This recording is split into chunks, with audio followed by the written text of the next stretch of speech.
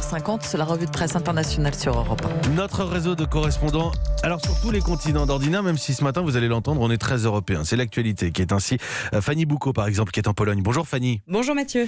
Dites-nous, Fanny, de quoi est-ce qu'on parle en Pologne ? Les journaux polonais titrent tous sur les manifestations d'hier soir dans plus de 150 villes du pays contre le dernier projet de loi du gouvernement conservateur PiS sur la justice. Des milliers de personnes rassemblées sous le slogan « Les juges aujourd'hui, vous demain ».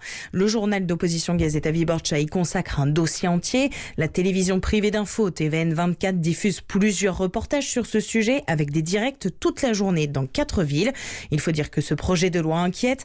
Il permettrait de sanctionner et même limoger les juges qui oseraient critiquer les réformes gouvernementales. La TVP, la télévision publique aux mains du pouvoir, reste neutre sur le sujet. Le projet de loi est examiné aujourd'hui avec un risque majeur. S'il devait être adopté en l'état, il pourrait faire sortir la Pologne de l'Union européenne. Fanny Boucaud en Pologne pour Europe 1. Hélène Kohl à Berlin ce matin. Bonjour Hélène. Bonjour Mathieu. De quoi est-ce qu'on parle en Allemagne ? Ce matin, la presse allemande nous parle de Huawei. Le géant chinois de la communication va-t-il avoir le droit de participer au déploiement de la 5G en Allemagne ? La question empoisonne le gouvernement, nous raconte le journal économique Handelsblatt. Vous savez qu'il y a des suspicions autour de Huawei qui pourrait être en réalité le cheval de Troie de l'espionnage chinois, mais c'est un acteur incontournable de la 5G et la chancelière tergiverse tellement que cela en devient louche, notent plusieurs éditos.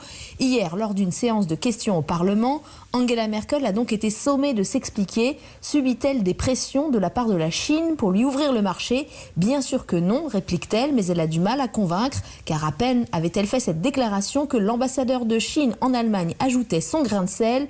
Si Huawei est bloqué, alors il faudra s'attendre à des représailles entre Berlin et Pékin. La guerre commerciale est déclarée. Merci Hélène Kohl à Berlin. Isabelle Horry à Bruxelles pour Europe 1. Bonjour Isabelle. Bonjour Mathieu. Qu'est-ce qui est à la une en Belgique ?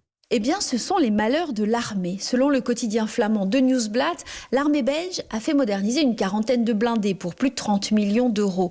Mais quand elle les a récupérés, surprise, avec le blindage renforcé, la climatisation et les appareils de transmission, il restait peu de place dans l'habitacle.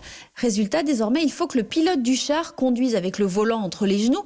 Et surtout, il doit faire moins d'1,68 m et les tireurs moins d'1,70 m.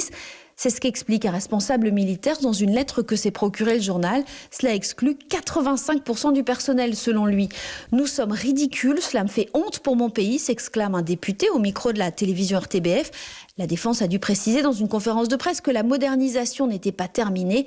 Quelle histoire belge, s'amusent les médias du pays. Merci Isabelle Horry. Alors voilà cette revue de presse internationale qui vous ouvre sur le monde. Nous étions en Belgique, en Allemagne, en Pologne. Et c'est tous les matins la revue de presse internationale à 6h50 sur Europe 1.